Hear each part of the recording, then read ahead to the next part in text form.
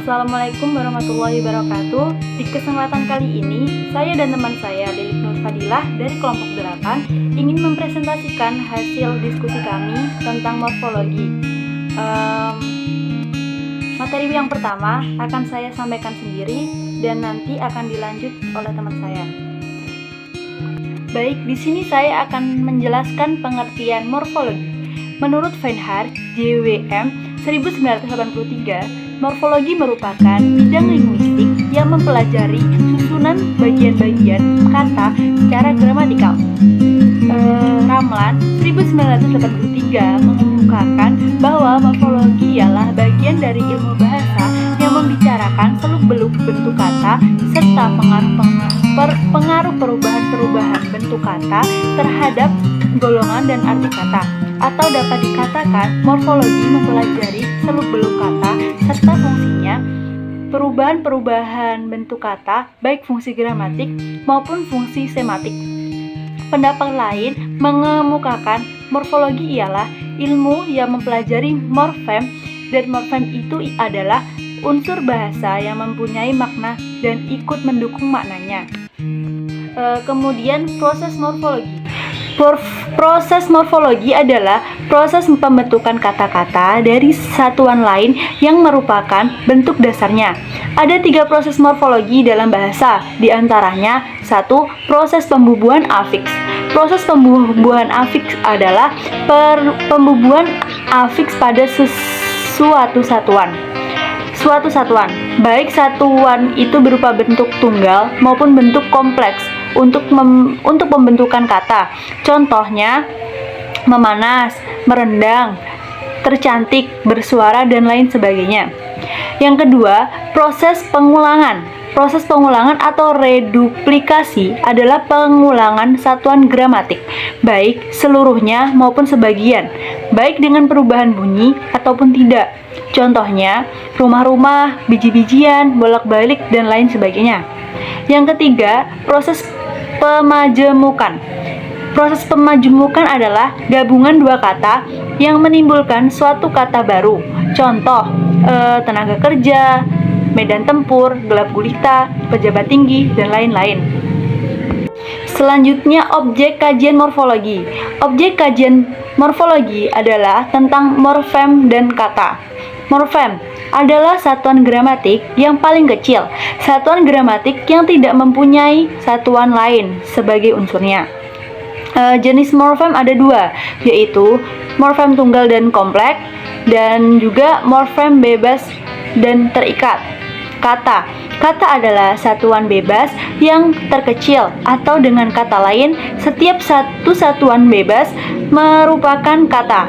Kata terdiri dari 2 satuan, yaitu satuan fonologi dan satuan gramatik. Satuan fonologi terdiri dari satu atau beberapa suku kata, dan suku kata itu terdiri dari satuan atau beberapa fenom. Kemudian satuan gramatik sebagai kata yang terdiri dari satuan morfem, dan ada juga kata yang terdiri dari beberapa morfem. Kemudian materi selanjutnya akan dilanjutkan oleh teman saya, yaitu Lilik Nur Fadilah. Waktu dan tempat dipersilahkan. Baik, terima kasih kepada moderator yang telah memberikan waktu dan tempat kepada saya. Langsung saja ke materi selanjutnya, yaitu hubungan antara morfologi dengan leksikologi, etimologi, dan sintaksis. Yang pertama yaitu hubungan morfologi dengan leksikologi. Morfologi dan leksikologi memiliki persamaan, yaitu sama-sama mempelajari masalah arti.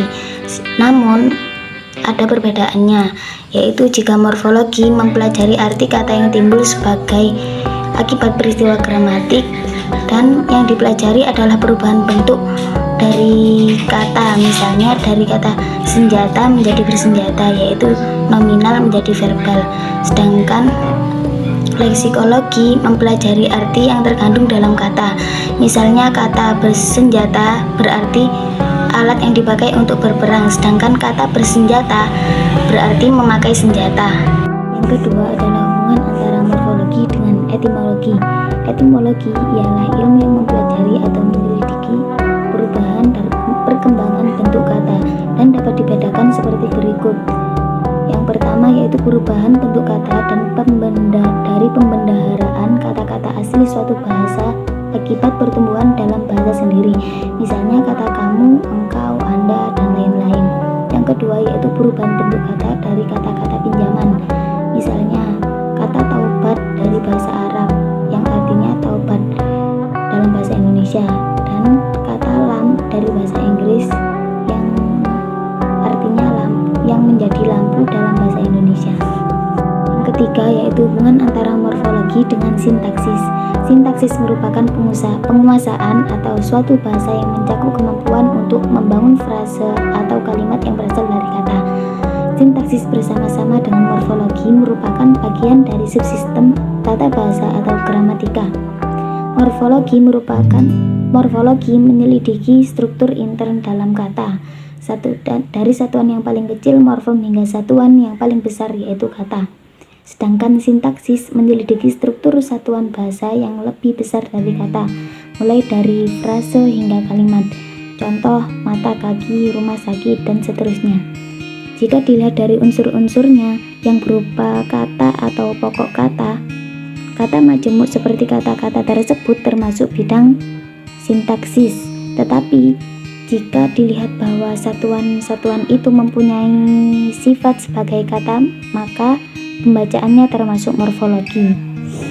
Selanjutnya yaitu ilmu sorof.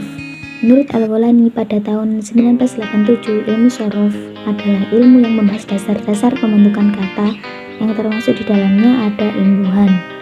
Sorof memberikan aturan pemakaian masing-masing kata dari segi bentuknya yang disebut dengan morfologi. Dengan kata lain, bahwa sorof memberikan aturan pemakaian dan pembentukan kata-kata sebelum digabung atau dirangkai dengan kata-kata yang lain.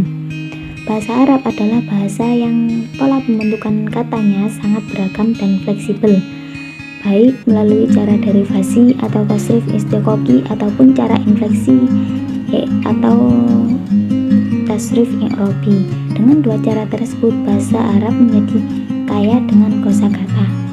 Bahasa Arab termasuk bahasa yang infleksi. Mengapa seperti itu? Karena pengembangan makna gramatikal dilakukan dengan cara mengembangkan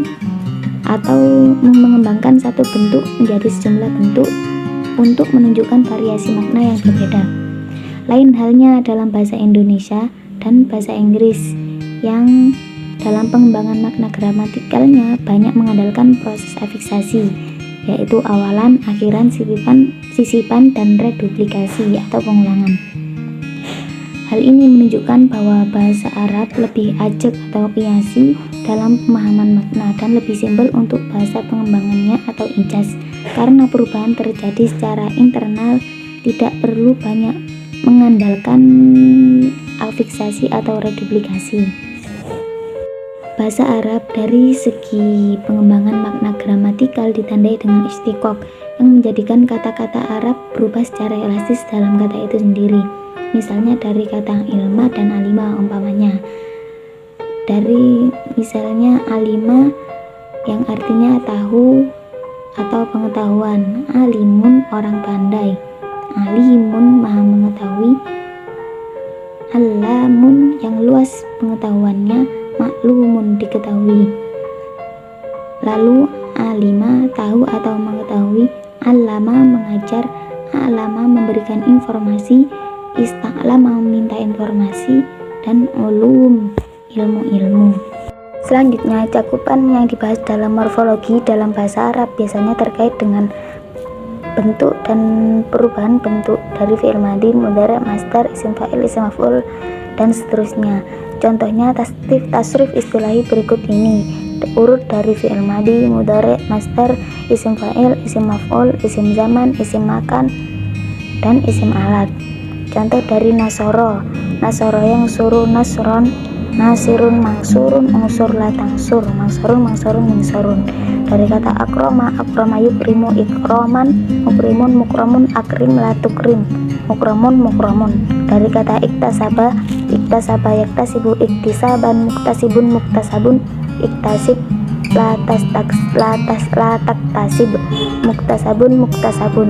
dari kata istaghfaro, istaghfaro, yastaghfiru, istighfaron, mustaghfirun, mustaghfarun, istaghfir, latastakfir, mustaghfarun, mustaghfarun. Baik, itu tadi pemaparan materi dari kelompok 8 mengenai morfologi. Jika ada kekurangan ataupun kesalahan, kami mohon maaf. Bila ada pertanyaan, silahkan diutarakan dalam diskusi. Sekian dan terima kasih. Assalamualaikum warahmatullahi wabarakatuh.